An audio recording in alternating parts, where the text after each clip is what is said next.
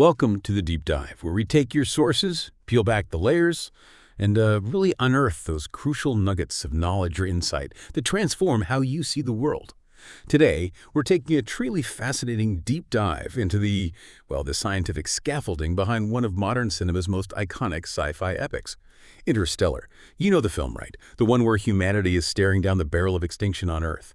But have you ever wondered about the detailed behind-the-scenes work that went into making that environmental disaster feel so terrifyingly real? Or, how they even landed on that particular doomsday scenario? It's a fantastic question, and it really goes far beyond just the simple plot device. What's truly fascinating here is how the filmmakers, with a direct consultation and, let's be clear, rigorous help of leading scientists, meticulously explored a whole myriad of potential doomsday scenarios for Earth. Yeah. Before settling on the one that defines Cooper's dying world, we'll be pulling back the curtain on the specific discussions, the scientific debates, and even the moments of scientific stretching that shaped that grim future. It really demonstrates the incredible effort they took to ground this speculative fiction in some kind of scientific possibility. That's right. We're essentially exploring the groundwork for the disaster itself. We're going to uncover how they came up with the idea of blight as the final sort of apocalyptic blow, what other catastrophic ideas were on the table, and how they rigorously checked the scientific plausibility of it all. It all starts, fascinatingly enough, with a very unique event known as the Blight Dinner and a Nobel laureate at Caltech. Let's trace how this grim vision of Earth's ultimate demise came to be right from its earliest conception. So let's start at the very beginning, the start of the film's disaster concept. The initial foundational vision for Earth's fate in Interstellar actually came from screenwriter Jonah Nolan. He conceived of a future where human civilization was already, a pale shadow of what we know today. It had already been dealt numerous blows. And then it was facing a final, catastrophic one, delivered by this pervasive blight. This was back in 2007. And this wasn't just background detail. It was absolutely fundamental to the desperate, yet oddly familiar world he was building. Right. And when his brother, Christopher Nolan, stepped in as director, he wholeheartedly embraced this foundational idea. He clearly saw the immense dramatic potential in a world just teetering on the brink, where humanity's focus had narrowed from, grand ambition to mere day-to-day survival.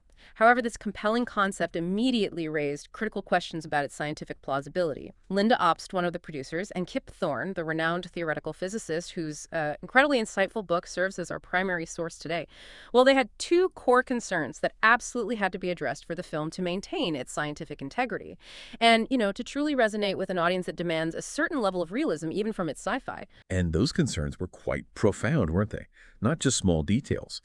First, they grappled with how human civilization could decline so dramatically, yet still appear, in many respects, so normal. This was a key paradox in Jonah's vision. A society that had regressed into this agrarian existence, yet still held on to some familiar comforts and routines, like small-town life and even baseball games. It wasn't some, Mad Max-style wasteland. And second, perhaps even more pressing for a film trying to be grounded in science, was the question, is it scientifically possible that a blight could truly wipe out all edible crops? I mean, that's an enormous, almost unthinkable claim. It really needed a solid, convincing scientific basis to be believable on screen. Exactly. So, to address these crucial questions, Kip Thorne, acknowledging his own limited expertise in areas like, say, plant pathology and microbiology, he organized what he famously called the Blight Dinner. And this was far from just a casual brainstorming session or, a quick phone call. It was a meticulously planned scientific consultation held on July 8, 2008 at the Athenaeum, which is the Caltech faculty club. Our source explicitly mentions great food and superb wine, which, certainly sounds like a conducive environment for deep, free-flowing scientific discussion. But more importantly, it featured a truly impressive lineup of scientific minds specifically assembled to tackle these very precise and daunting questions about planetary collapse. Wow. Can you imagine being a fly on the wall at that dinner? The intellectual firepower must have been absolutely incredible. The kind of gathering where ideas just sparked and bounced around the table. Alongside Jonah Nolan, Linda Obst, and Kip Thorne, they brought in 4 Caltech biologists, each with a specific, crucial area of expertise essential to the discussion. This wasn't just a random group, right? It was a carefully curated panel designed to cover every single angle of this complex biological problem. You had Elliot Meyerowitz, who was a renowned plant expert, providing essential insight into the biology and, the inherent vulnerability of plant life itself, from the cellular level right up to entire ecosystems. Right. Then there was Jared Ledbetter, an expert on the diverse world of microbes that degrade plants. Understanding these microscopic agents is absolutely crucial for comprehending the mechanisms of blight and decay and how they could just devastate crops.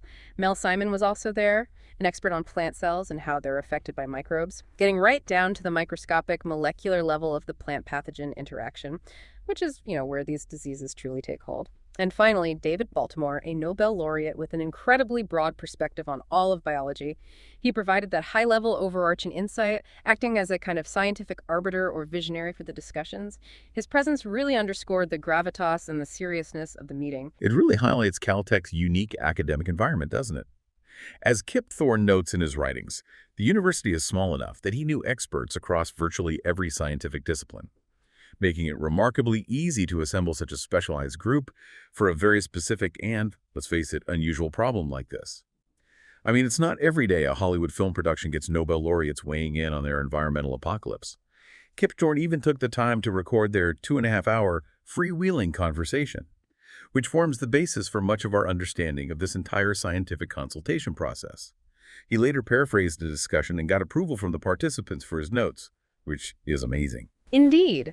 It's a testament to the filmmaker's profound commitment to scientific accuracy, which I think elevated Interstellar beyond typical sci-fi, and the consensus reached by the end of that illuminating evening. Their final conclusion, easily reached by the assembled experts, was that Cooper's world, as envisioned, is scientifically possible. But, and this is key, it's certainly not very likely. This wasn't a throwaway line. It really set the tone for the film's entire scientific framework.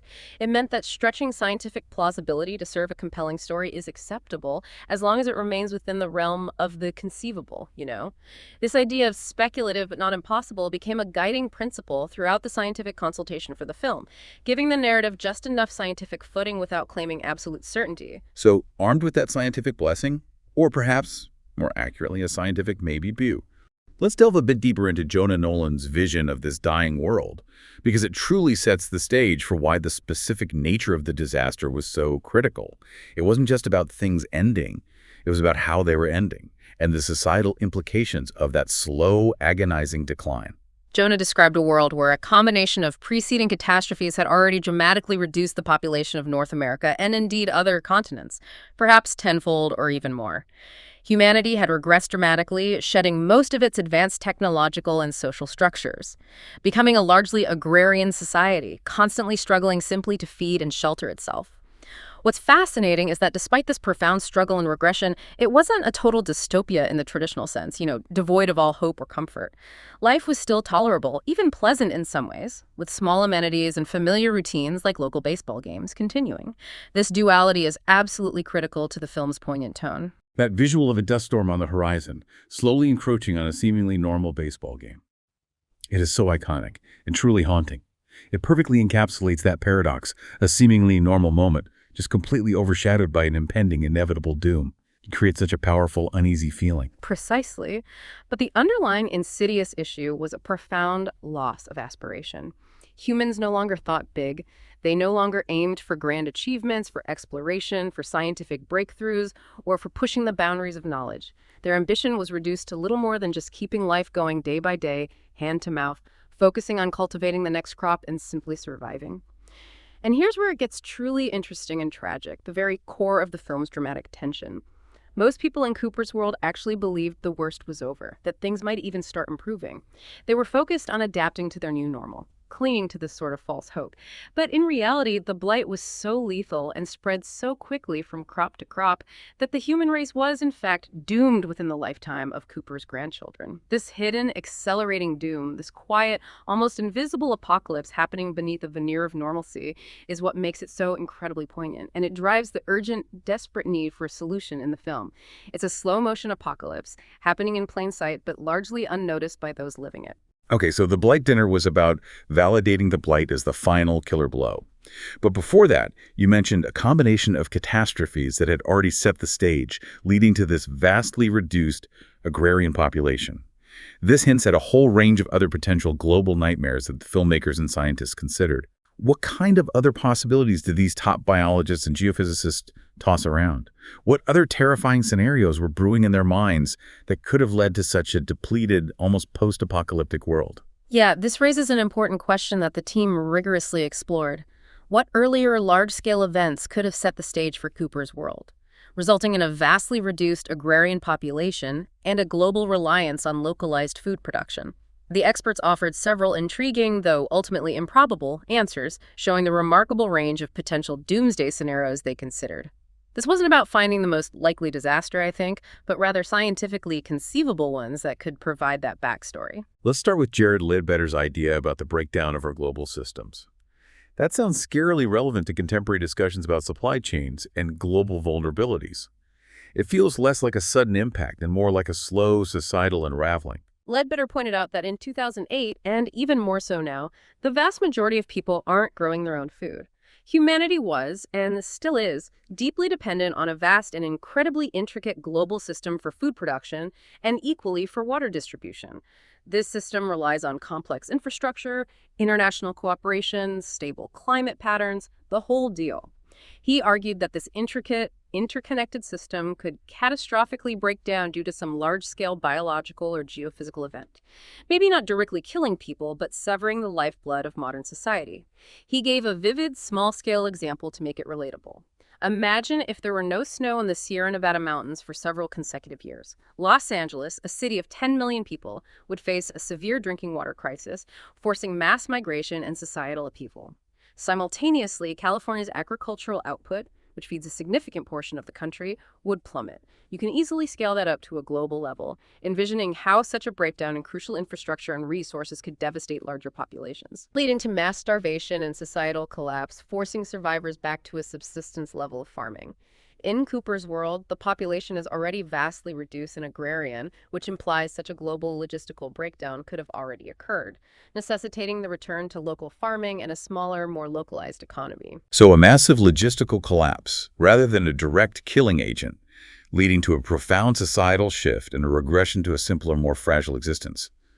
That's a truly fascinating and terrifying pathway to decline. What about Mel Simon's ideas? They seem to delve into the very nature of life itself and the constant battle against the unseen. Simon introduced the concept of the constant evolutionary battle between humans and pathogens, those microscopic organisms that attack us, plants, or animals. He noted that while humans have developed sophisticated immune systems to deal with direct threats, pathogens are constantly evolving, adapting, finding new ways to infect. And we're always, as he put it, half a step behind in this arms race. A catastrophe could arise if pathogens changed so rapidly or emerged in such a novel way that our immune system simply couldn't keep pace, leading to widespread disease, famine, societal collapse. Think of something like a superflu that becomes untreatable and rapidly lethal. And David Baltimore provided a truly terrifying example for this, one that is sadly still a contemporary concern, almost chilling in its predictive power. Baltimore speculated about the AIDS virus, a pathogen already known for its devastating impact on human immune systems, quickly evolving into a far more contagious form. Imagine if it became airborne, transmitted by coughing or breathing, instead of requiring direct bodily fluid transfer. Think of the global devastation that would cause a rapid, silent killer spreading through every public space, every home. The sheer speed of modern travel would mean it could reach every corner of the planet almost instantly. It's not just about dying, it's about the social chaos, the breakdown of governance, the sheer terror that would accompany such a rapid, untreatable global pandemic, leaving survivors isolated and decimated. Simon also added another chilling scenario, one that connects to climate change. The melting of Earth's vast ice caps due to global warming could release long-dormant, lethal pathogens from before the last ice age. Imagine unleashing something completely new and devastating on humanity, something against which we would have no natural immunity or acquired resistance, having never encountered it before. Those are truly nightmare scenarios, ones that feel very close to home given recent global events. And Ledbetter had another intriguing one that sounds like it's ripped from today's headlines, or at least from discussions among environmental scientists. Geoengineering gone wrong. It's the idea of humans trying to fix one problem and accidentally creating a much, much bigger one. Indeed. He proposed a scenario where people, maybe in a panic over global warming caused by increasing atmospheric carbon dioxide, might try to fertilize the Earth's oceans to produce massive algae blooms. The underlying scientific idea is that these algae would consume large amounts of CO2 via photosynthesis, potentially mitigating climate change by pulling greenhouse gases out of the atmosphere. Throwing a lot of iron into the oceans, for example, could achieve this massive bloom. However, the solution could have catastrophic unintended side effects. The ocean is a vast, complex, delicately balanced system. Tampering with it on a global scale could trigger unforeseen cascades.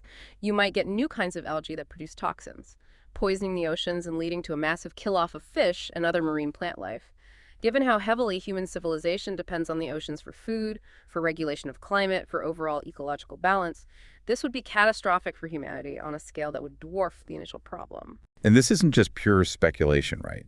There have been real-world experiments that have demonstrated the potential for these massive blooms, though thankfully without the catastrophic side effects of toxins or widespread ecological collapse. It shows the risk isn't entirely theoretical. Absolutely. Experiments have been done where iron was locally dumped into the ocean, producing such massive algae blooms that they were clearly visible from space as huge green spots. What's critical is that some of the algae that bloomed in these experiments were of types never before known to science, emerging from the depths. We were incredibly lucky then that those new algae weren't noxious or toxic. But they might have been. This raises an important question. What stands out to you, the listener, about these lucky escapes in real science?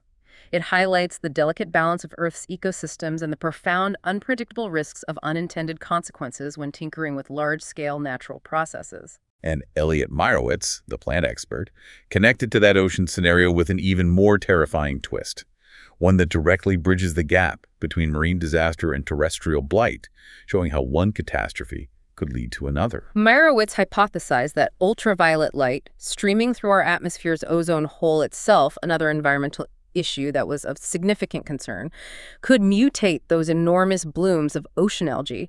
This mutated algae could then create new pathogens. These new pathogens could wipe out plants in the ocean, devastating marine food chains, and then, crucially, jump to land. Once on land, they could start wiping out crops, leading to widespread famine. This directly links some of the initial environmental breakdown scenarios, like geoengineering and ozone depletion, to the eventual agricultural collapse that defines Cooper's world. It's a chain reaction, where one disaster begets another, compounding humanity's problems. So whether it's global system collapse due to resource scarcity, rapidly evolving and untreatable diseases, or even well-intentioned but disastrous geoengineering efforts, the experts envisioned multiple terrifying pathways to humanity's decline. It wasn't about a single, isolated event, but maybe a confluence of factors pushing civilization to the brink. And David Baltimore, with his Nobel laureate perspective, added a crucial metapoint to all these discussions. A warning that transcends any single catastrophic scenario and resonates deeply with our own contemporary world. He emphasized that when faced with catastrophes like these, whether environmental, biological, or societal, humanity's only hope for dealing with them is through advanced science and technology. He warned that if politically we fail to invest adequately in science and technology, or if we hobble scientific progress through anti-intellectual ideologies, like the denial of evolution, which is itself the very source of some of these pathogen-related catastrophes, as pathogens rely on evolution to adapt, we may find ourselves without the solutions we desperately need when disaster inevitably strikes. It's a powerful statement about societal responsibility, foresight, and the vital role of scientific literacy. That's a powerful and truly timeless warning, isn't it? It grounds the speculative fiction of Interstellar in a very real-world concern, a cautionary tale about our own choices. And it brings us directly back to the centerpiece of the film's disaster, blight, our sources state, and then there is blight, the consequence of many of these scenarios. This suggests it's not necessarily an alternative to these other disasters, but perhaps the final cumulative effect, or the ultimate expression of biological catastrophe that truly pushed humanity to the brink. It's the ultimate devastating punch to the gut after a long, drawn-out decline. Blight. It sounds almost innocuous, doesn't it? A simple word, maybe conjuring images of mild crop damage. But in Interstellar, it's presented as the end of everything. So what exactly is blight in scientific terms? And why, out of all those terrifying possibilities, did the filmmakers and scientists decide it was the perfect, most plausible antagonist for humanity's final act on Earth? Well, blight is a general term for almost any disease in a plant that is caused by a pathogen. It's not one specific disease, but a broad category encompassing various fungi, bacteria, viruses, and other microorganisms that attack plants, causing lesions, wilting, decay, and ultimately death. David Baltimore, the Nobel laureate, made a stark and profound point at the dinner that got right to the heart of the matter. He said, "If you want something to wipe out humanity, there might be no better way than a blight that attacks plants." The reasoning is simple but devastatingly effective. We are fundamentally, utterly dependent on plants to eat. Even if our primary diet consists of animals or fish, those animals and fish ultimately rely on plants for their own sustenance, making plants the absolute base of virtually every food chain on Earth. Cut off the base, and the entire pyramid collapses. And Maya would underscore that by pointing out you wouldn't even need to wipe out all plants. Just the grasses would be sufficient, which sounds almost too easy, too specific to be so globally devastating. Exactly. Grasses form the basis of most of our agriculture. Think of staple crops like rice, corn, barley, sorghum, and wheat. These aren't just components of our diet, they are the foundational elements of global food supply and indeed global civilization. And crucially, most animals that we eat, from cattle to poultry, feed on grasses. So a blight that specifically targets grasses would effectively dismantle our entire terrestrial food chain, leading to a collapse far beyond just direct crop failure. It's a surgical strike at the very heart of human sustenance, a biological weapon aimed at the very foundation of our existence. This isn't just theoretical either, is it? Meyerowitz reminded the group that we already live in a world where an astonishing 50% of the food grown is destroyed by pathogens before it even reaches our plates. And in regions like Africa, that number is much higher, sometimes closer to 80% in certain years. We're talking about ubiquitous biological agents, fungi, bacteria, viruses, all capable of being potent plant pathogens. It's an ongoing, quiet war against our food supply, happening every day on farms around the world. He offered two incredibly compelling historical examples that really drive this home, demonstrating that the premise of a widespread civilization-ending blight isn't just science fiction, but has direct, real-world precursors that have profoundly altered ecosystems and human societies. First, the east coast of the United States used to be covered with magnificent chestnut trees. These towering trees were a dominant species in many forests, a vital timber industry, a crucial food source for countless communities and wildlife. They are largely gone now, virtually wiped out by the chestnut blight, an invasive fungal pathogen that arrived from Asia in the early 20th century. It devastated an entire ecosystem. Second, similarly, the species of banana preferred by most people in the 18th century, known as the Gros Michel, was completely wiped out by a blight, a fungal disease called Panama disease. Imagine a world without your favorite banana. That's precisely what happened, forcing a global shift to a single, now vulnerable replacement variety, the Cavendish banana. And even the Cavendish, which is the variety we eat today and find in almost every grocery store, is currently under severe threat from a new strain of blight as well. These aren't just obscure facts, they're direct, powerful, and ongoing real-world precursors to the scenario depicted in Interstellar, showing the fragility of monocultures and the immense quiet power of plant pathogens. So it's a real, ongoing threat, not just something made up for a movie. Given this, Kip Thorne, the physicist, understandably brought up an interesting question about the very nature of blights. He thought blights were typically specialists, attacking only one narrow group of plants and not jumping to others. Was his physicist's intuition leading him astray in the biological realm, or was there some truth to that? Jared Ledbetter clarified that while specialist blights do indeed exist and are common as seen with the chestnut or Gros Michel banana blights, so do generalist blights. It's not an either situation. Nature contains both strategies. There's often a trade-off in nature between specialization and generalization, a common evolutionary pattern. Specialist blights. These can have extremely high lethality for a very specific group of plants, potentially knocking out 99% of a particular crop. Their focus makes them incredibly efficient killers of their chosen target. Generalist blights. These have a much broader range of plants they can attack, affecting many different species. However, their lethality for any single plant in that broad range tends to be smaller. This is a pattern seen repeatedly in nature, where breadth of attack often comes at the cost of intensity. A generalist pathogen might weaken many plants, but not necessarily kill them all with equal ferocity. Okay, so for the interstellar blight to be truly catastrophic, it needed to be a lethal generalist, one that could wipe out everything edible. Linda Ops then asked the critical question, recognizing this natural trade-off. Could you have a generalist blight that becomes much more lethal? This gets to the core of how the film's extreme apocalyptic scenario could be scientifically justified, pushing the bound of what's possible. Meyerowitz offered an example from Earth's early history that, while not a direct analogy for a generalist pathogen, illustrated how a biological agent could have a planet-wide lethal effect. cyanobacteria. When they first started producing oxygen, radically changing the atmosphere's composition from anaerobic, meaning, without oxygen, to an aerobic one, they managed to kill most other life forms on Earth, which were not adapted to oxygen. This was a mass extinction event caused by a biological process. However, Ledbetter quickly clarified that in this case, oxygen was a lethal byproduct, a poison produced by the cyanobacteria, not a generalist pathogen itself directly attacking other organisms. So it was a biological agent causing mass extinction, but through an indirect mechanism. Right, so how could a truly lethal generalist pathogen emerge? A direct biological killer for all plants, pushing past that natural trade-off between range and lethality. David Baltimore, with his broad biological perspective, provided a terrifying yet plausible mechanism that combines elements of specialization and generalization. He suggested that a very lethal specialist pathogen could potentially become a lethal generalist with the help of an insect vector. He used the vivid example of the Japanese beetle, which is known for its voracious appetite and incredibly wide dietary range, eating something like 200 different plant species. Such an insect could carry a specialist pathogen to many different plant species that it feeds on. Over time, through repeated exposure and natural selection, the pathogen might adapt to attack those various species lethally, effectively turning itself into a devastating generalist. The insect acts as a kind of mobile laboratory for rapid evolution, enabling the pathogen to acquire new targets. Okay, here's the crucial turning point, the core insight that specifically defines the interstellar blight and truly makes it terrifying.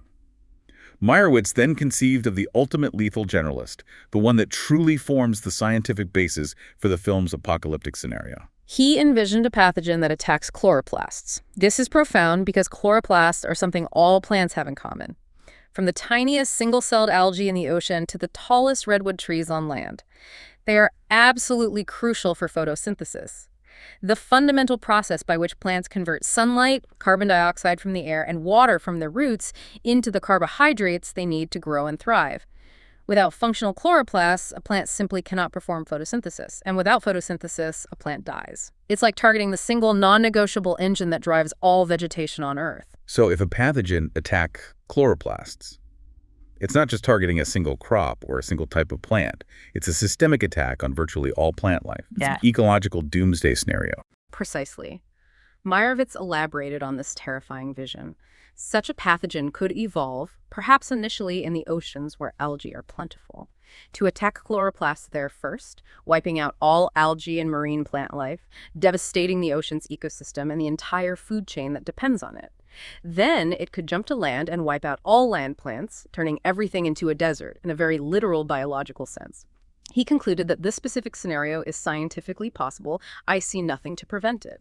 However, he also acknowledged that it's not very plausible and unlikely ever to happen, because such a universal pathogen would be incredibly difficult for nature to evolve with such broad, lethal efficacy. Yet, he confirmed, it could be a basis for Cooper's world. This illustrates the fine line the filmmakers walked. Scientifically conceivable, even if highly improbable, provides enough grounding for a compelling narrative without veering into pure fantasy. It allows you, the audience, to suspend disbelief, because the scientific mechanism, however unlikely, has been rigorously thought through and vetted by experts. Okay, so beyond just the crops dying and the ensuing starvation, Professor Brand in Interstellar presents Cooper with an even more terrifying prognosis. Adding this layer of suffocating doom to the starvation, she tells him, and it's a chilling line, Earth's atmosphere is 80% nitrogen. We don't even breathe nitrogen. Blight does. He goes. And as it thrives, our air gets less and less oxygen. The last people to starve will be the first to suffocate, and your daughter's generation will be the last to survive on Earth. Yay. That's a truly chilling thought. But is there any scientific basis for that prediction? Did the scientists back this particular part up? This question delves deeply into the intersection of biology and geophysics, two distinct branches of science that govern Earth systems. Kip Thorne, recognizing this complexity, brought the question back to the experts from the Blight Dinner, particularly Elliot Meyerowitz, the plant expert, but he also consulted two leading Caltech geophysicists specifically for this atmospheric question. Gerald Wasserberg, an expert on Earth's origin and history and the composition of its interior, and Yuk Young, an expert on the physics and chemistry of Earth's atmosphere, and indeed those of other planets. It truly shows how interdisciplinary the scientific consultation for the film was, leaving no stone unturned. So how is oxygen, the very air we breathe, created and destroyed in our atmosphere, according to these experts? What's the fundamental process that governs its balance, and how would a dying planet disrupt that? The oxygen we breathe, O2, which is a molecule made of 2 oxygen atoms, is primarily created by photosynthesis. As we just discussed, chloroplasts in plants and in ocean life like algae and cyanobacteria use energy from sunlight to split carbon dioxide, CO2, into carbon and O2, releasing that O2 into the atmosphere. This process, happening globally, is the main source of breathable oxygen on Earth.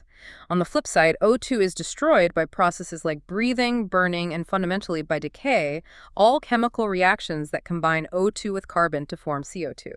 For instance, when dead plants decay on the forest floor, their organic carbon slowly combines with atmospheric O2 to form CO2 and release heat. It's a constant global cycle. So what happens if a chloroplast-destroying pathogen, as Meyerowitz speculated for the interstellar blight, were to take hold and eliminate most plant life across the globe? What would that actually do to our breathable air? If such a pathogen were to evolve and spread, photosynthesis would gradually cease as plants died out across the globe, in both the oceans and on land. O2 would no longer be created in significant amounts, but it would still be destroyed by human and animal breathing, by any remaining burning, and primarily by the decay of the vast amounts of dead plant matter. Fortunately for any remaining humans, the initial analysis from the scientists showed there isn't enough decaying plant life on Earth's surface to consume all the atmospheric O2. So Professor Brand was wrong then. The suffocation part isn't really plausible just from surface decay? That seems like quite a contradiction to such a dramatic moment in the film. Well, not so fast. The models predicted that after about 30 years, most surface decay would be finished and only about 1% of the atmospheric O2 would be used up. This would indeed leave plenty of oxygen for Cooper's children and grandchildren to breathe if they could find anything to eat. So suffocation from lack of O2 due to surface decay wasn't the immediate direct threat. However, that 1% of atmospheric O2 would have been converted into carbon dioxide, meaning 0.2% of the atmosphere would then be CO2, given that most of the atmosphere is nitrogen. That concentration of CO2 is enough to make breathing unpleasant for highly sensitive people, causing mild drowsiness and shortness of breath. And it could potentially drive Earth's temperature up by 10 degrees Celsius or 18 degrees Fahrenheit via the greenhouse effect, which would be unpleasant for everyone, to put it mildly. Such a rapid temperature spike would devastate remaining agriculture, accelerate water shortages, make vast regions of the planet uninhabitable, creating a different kind of slow, excruciating doom. But it's not outright fatal suffocation due to oxygen deprivation. Okay. But to truly suffocate humanity by CO2 poisoning, or even just make breathing widely uncomfortable for the general population to the point of collapse, that would require much, much more than that 0.2% CO2. That's a huge gap between the scientific prediction and the film's dramatic pronouncement. Exactly. To induce widespread drowsiness and make breathing uncomfortable for everyone, 10 times more atmospheric O2 would need to be converted into CO2 than what surface decay provides. And to kill most people by CO2 poisoning, an additional 5 times more would be needed, a staggering factor of 50 in total.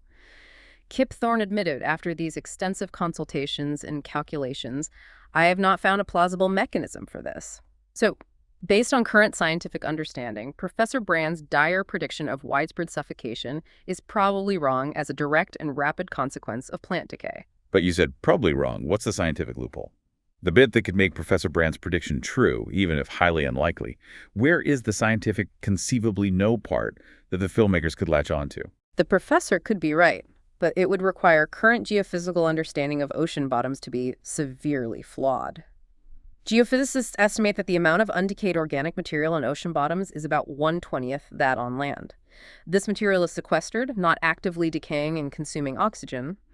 However, if they are wrong, and there is 50 times more organic material on the ocean bottoms than on land, which would be an enormous underestimation on current models. And if there's a mechanism to quickly dredge it up and expose it to the atmosphere, then its rapid decay could consume far more atmospheric O2 and convert it into legal amounts of CO2, leading to the suffocation scenario. And what mechanism could possibly dredge up that immense, undiscovered amount of organic material from the deep ocean floor and expose it to the atmosphere quickly enough to have such a devastating effect? That sounds like something straight out of a disaster movie, which of course this is. The proposed mechanism is an extremely vigorous oceanic overturn. Scientists know that once every many thousand years, an instability can trigger the ocean to turn over, where cold, oxygen-rich water from the surface sinks to the bottom and drives warm, often oxygen-depleted, bottom water laden with organic material to the surface. It's conceivable that in Cooper's era, such a vigorous overturn could occur, bringing most of the ocean bottom's organic material to the surface where it would rapidly decay, consuming atmospheric oxygen and releasing truly lethal amounts of CO2 into the atmosphere. This would be the catastrophic event that fulfills Brand's prophecy. So it's conceivable, a remote possibility based on a chain of unlikely events and a massive scientific if. Yes, it's highly improbable on two significant counts. First, it's highly unlikely that there's 1,000 times more undecayed ocean bottom organic material than geophysicists currently estimate. That's a massive, unprecedented underestimation. And second, it's highly unlikely that a sufficiently vigorous oceanic overturn would occur at precisely the necessary time to bring it all to the surface so rapidly, leading to the rapid decay and atmospheric change.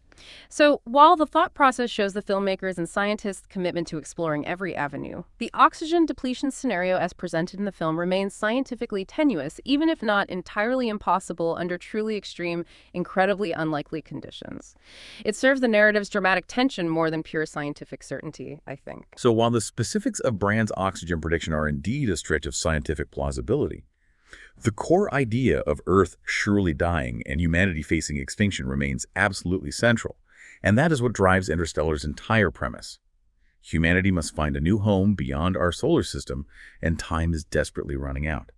The details of the how might be debated by scientists, but the why is undeniably immediate and urgent in the film's universe. Hashtag outro. Wow!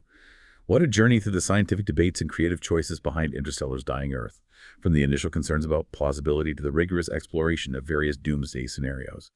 And finally, the deep dive into the terrifying potential of a chloroplast-attacking blight.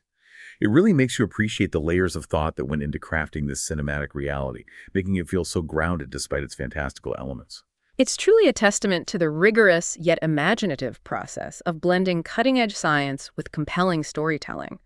While some of the more extreme predictions, like the total oxygen depletion from the ocean floor, might stretch scientific plausibility to its very limits, the core concept of a planet succumbing to a devastating agricultural blight remains rooted in historical examples and solid biological principles.